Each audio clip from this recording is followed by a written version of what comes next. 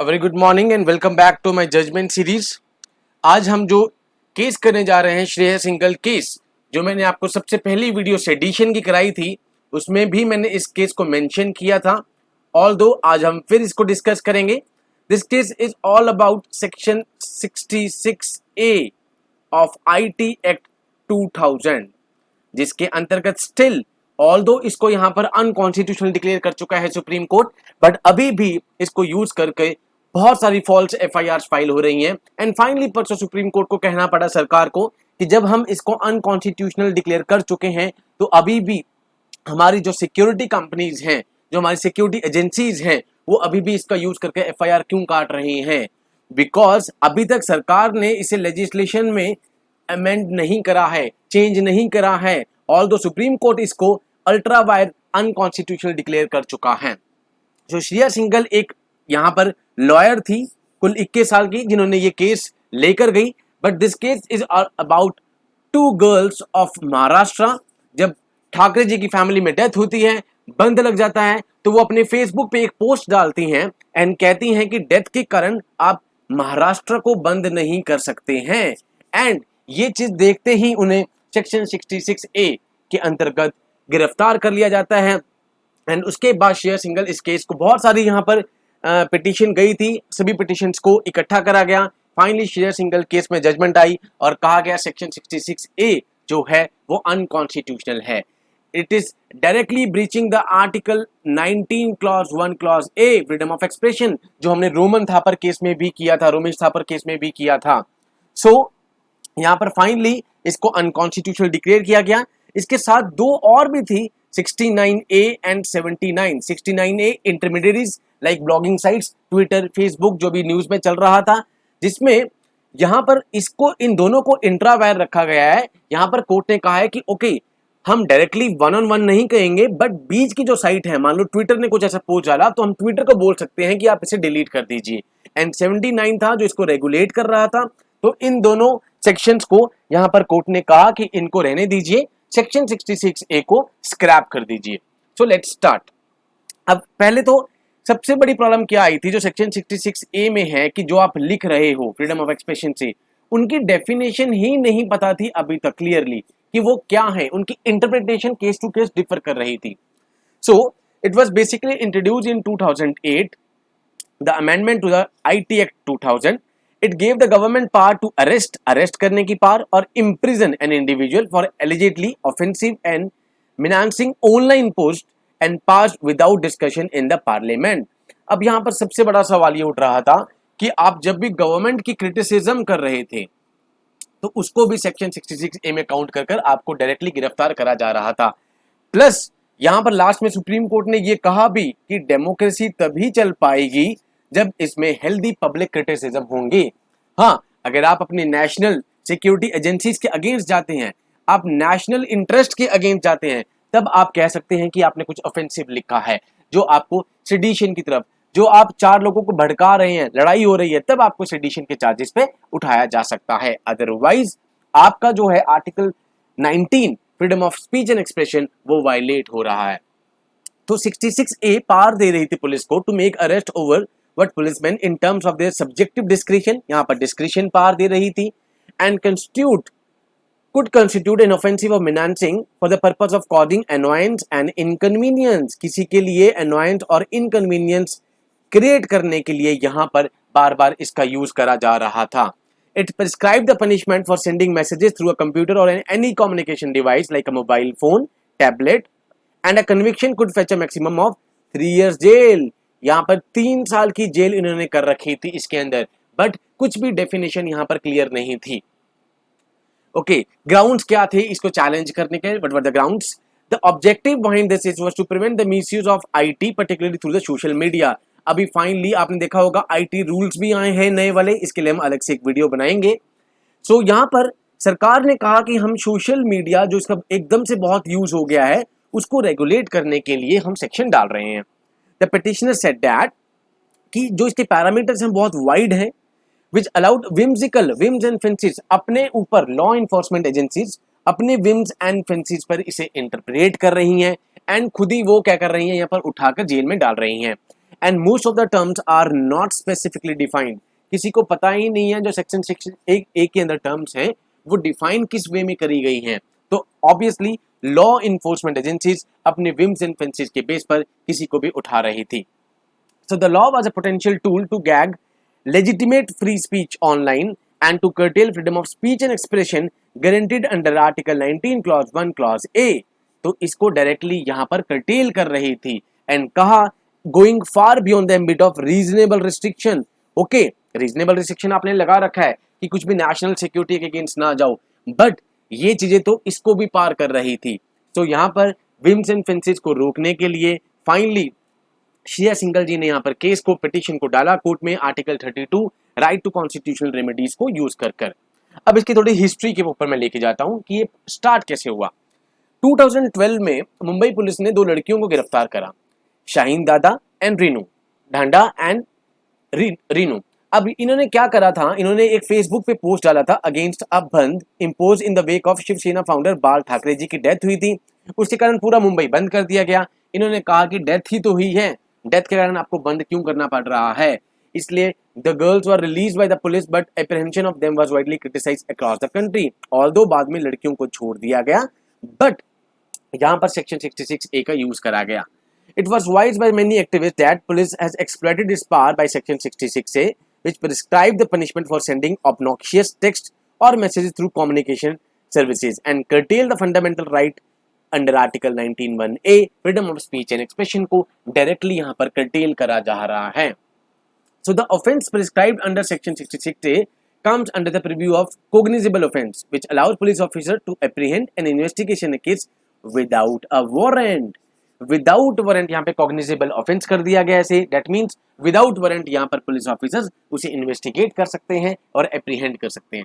Hence the result of this many uncanny arrest, uncanny results were made. ठीक है, non serious arrest यहाँ पर करे गए जस्ट यहाँ पर लोगों को तंग करने के लिए। ओके, एंड यहाँ पर जब धीरे धीरे लगा लोगों को कि यहाँ पर पुलिस अपने विम्स एंड फेंसेस पे ये काम ले रही है, तो बहुत सारी पिटीशंस अंडर आर्टिकल 32 कोर्ट में डली। फाइनली श्रेया सिंघल जी का केस पहुंचा एंड वो एक लैंडमार्क जजमेंट आई जिसे सेक्शन 66A को स्क्रैप कर दिया गया। After that in year 2013 the union government recommend a provision to arrest of a person under section 66A of the IT act. 3 साल की यहाँ पर जेल थी। Okay, the government stated in advisory that no individual shall be apprehended by the police without prior authorisation of the superior officer. पहले कहा गया कि IG rank, IGP rank के ऑफिसर की प्रायर ऑथराइजेशन के बिना कोई भी एक्शन नहीं लिया जाएगा। Hence, there were numerous petitions filed the people across to strike down this provision. The apex court clubbed सभी petitions को क्लब किया और एक फेमस श्रेया सिंघल केस की एक लैंडमार्क जजमेंट आ गई जिसमें ये कहा गया कि ये अनकॉन्स्टिट्यूशनल है, ये आप आर्टिकल 19(1)A को डायरेक्ट वायलेट कर रहे हैं। अगर आप फ्रीडम ऑफ स्पीच अगर आप किसी की छीन रहे हैं तो आर्टिकल 21 राइट टू लाइफ आप ऑटोमेटिकली ही छीन रहे हैं। Okay, so the petition filed a writ petition in public interest under article 32 seeking to declare 66A 69A blogging sites. Third जो रेगुलेट कर रहा है of IT act ultra vires, इसे आप अनकॉन्स्टिट्यूशनल डिक्लेयर कीजिए। यहाँ पर 66A को तो कर दिया गया, बट इन दोनों को सुप्रीम कोर्ट ने कहा कि ये ठीक है अभी, क्योंकि ये इंडिविजुअल को इफेक्ट नहीं कर रही हैं। यहाँ पर हम एक थर्ड साइड को जाकर बता रहे हैं कि फॉर एग्जांपल ट्विटर या फेसबुक कुछ गलत छाप देती हैं, तो यहाँ पर हम ट्विटर और फेसबुक को कह रहे हैं इस पोस्ट को हटाने के लिए, ना कि एक इंडिविजुअल को हम कुछ पनिश कर रहे हैं। सो it was asserted the petition that these provisions are very wide and ambiguous, कुछ डेफिनेशन ही नहीं है 66A की, and directly violating article 14 equality, 19 freedom and 21 right to life. Okay, so the terminologies like menacing, offensive, annoyance, inconvenience जो ये word दे रखे हैं 66A में, इनका कोई interpretation नहीं है, they are not explained in any act, so it makes it more prone to unwanted abuse। इसका unwanted abuse यहाँ पर हो रहा है। Apart from this, the classification between the citizen and netizen of the country was termed as arbitrary and contrary to the freedom of speech। कि यहाँ पर जो citizens हैं उनके लिए अलग रूल, netizens के लिए बाहर के लिए कुछ अलग rule. Article 14 right to equality directly यहाँ पर वायलेट हो रहा है। So it was asserted that A distinction gives authority to the police officers to apprehend netizens for their remark, which can also made by the journal citizen of the country.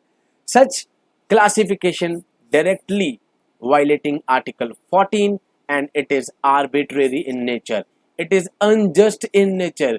It is unfair in nature. So यहाँ पर कहा कि 14, 19, 21 violet हो रहे हैं.